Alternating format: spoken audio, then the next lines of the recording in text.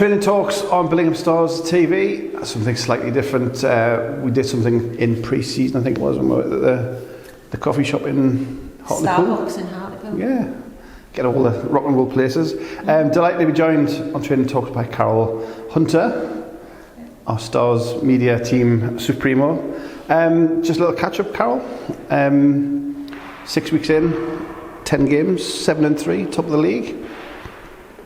All pretty good. Going all right so far, isn't it? We've seen some really good hockey so far.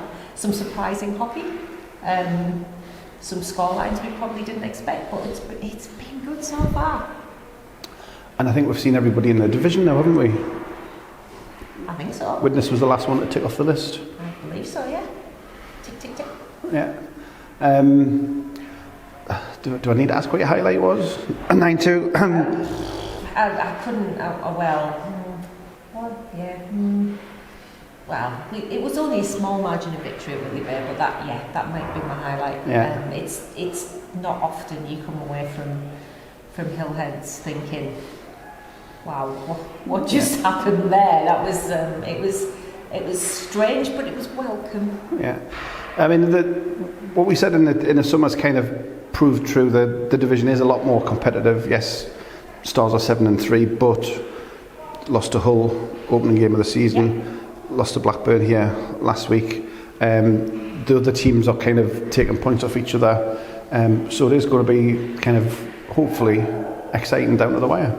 I think so. There's been, as I think I just said, there's been some really surprising results actually.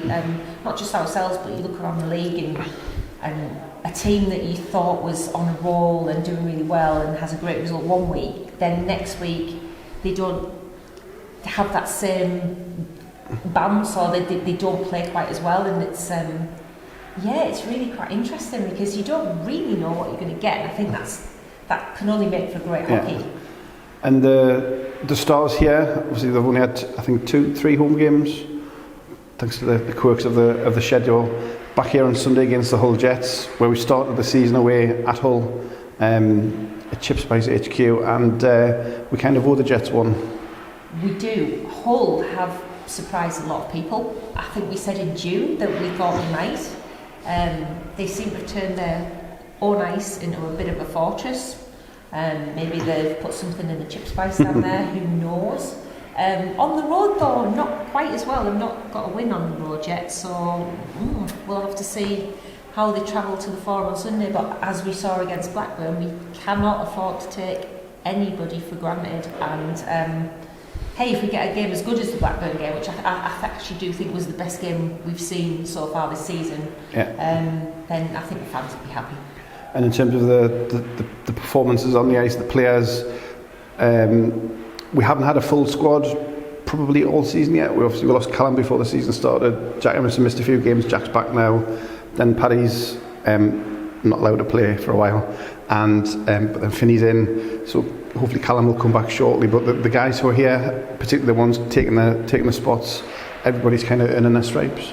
Everybody is. I think you look at a key position like netminder, and we lost Tom Brown the other week to a lower body injury, and I think a few people were a bit nervous, but hey, all credit to Mark Turnbull, who came in and earned himself a couple of highlight reels on the videos there, and I think Stephen Foster keeps referring to a next man up mentality, and I think that really has showed when we've had gaps in the team, we've been able to not really notice them. I think the only time we've really noticed the gap was that Blackburn game when the top line was missing Rowley, and that top line really has been firing on all cylinders this season. So I think that's possibly the only time you could say we were really missing a key component, but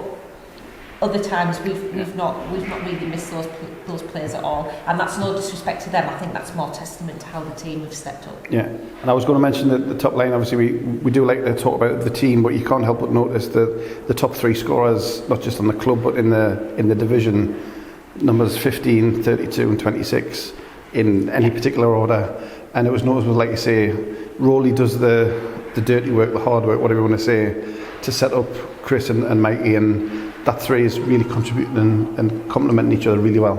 Yeah, for sure. I mean, I know they took that decision very early in the season to switch Rolly up, and it's paid off handsomely. It's almost like they've been together for years. They seem to know where each other are on the ice, and it is really paying off. Widnes couldn't live with the top line at all last Sunday, and that really showed with hat tricks for both Rolly and Mikey. And they are firing, and that's the line that other teams will certainly be watching out for from this point.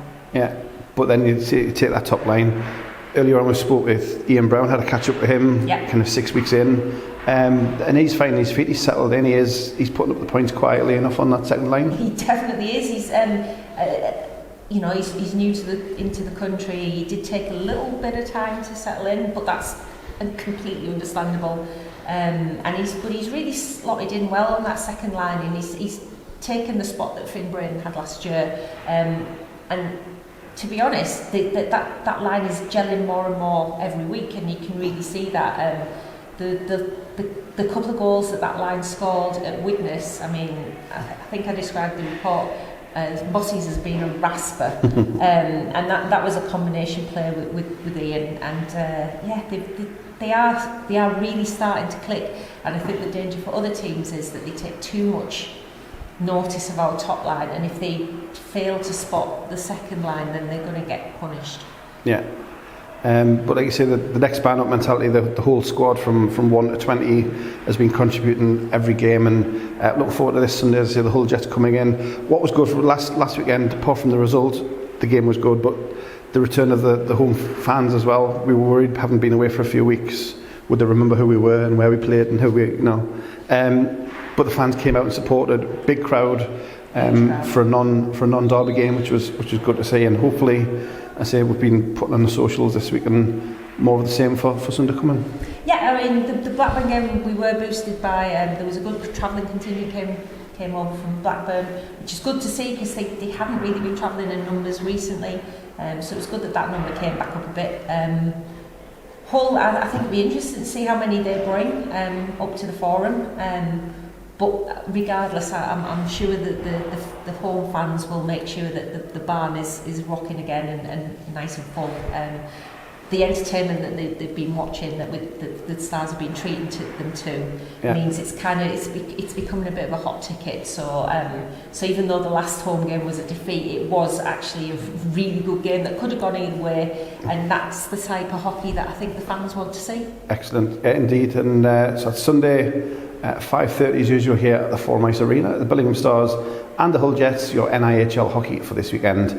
Thanks to Carol. We'll have a catch up again as the season progresses, but follow us on the website and our social medias at Billingham Stars, on your Twitters and your Instagrams and your Threads and your Facebook and MySpace and Bebo and all of that kind of jazz. We'll get there eventually. But for this edition of Training Talks at Billingham Stars TV, thanks for watching, and we'll see you soon.